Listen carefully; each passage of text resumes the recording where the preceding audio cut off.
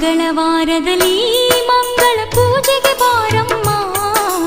ಮಂಗಳವಾರದಲ್ಲಿ ಮಂಗಳ ಪೂಜೆಗೆ ಬಾರಮ್ಮ. ಶುಕ್ರವಾರದ ಪೂಜೆಗೆ ಒಲಿದು ಶುಭವನ್ನು ನೀಡಮ್ಮ. ಶ್ರೀ ಚೌಡೇ